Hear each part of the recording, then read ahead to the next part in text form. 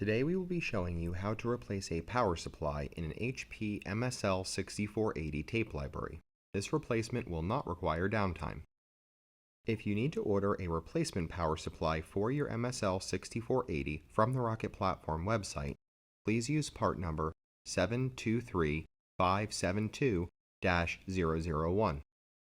The first thing you will need to do is identify which power supply is faulted on your MSL6480. On the back, you will notice that each power supply has 3 LEDs on it. The top one is white, the middle is amber, and the bottom is green. A healthy power supply should only have the white and green LEDs illuminated on it. The supply that is faulty will either have the amber LED lit or have no LEDs lit at all because it is completely dead. Once you have identified the faulty power supply, the first thing you will need to do is remove the power cord from it. Then you can undo the 3 blue thumb screws that hold the power supply in the library. Once they are undone, you can pull the power supply straight back and out of the library and set it to the side. Now you can install the replacement power supply.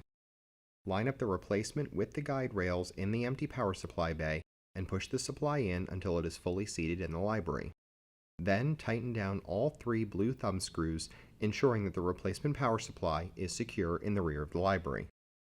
Plug the power cord into the replacement power supply and you should immediately see the green and white LED lights become illuminated.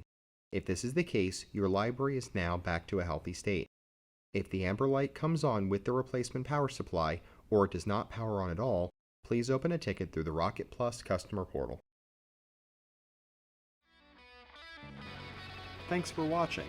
This has been another video by the Top 10 USA Video Production Team.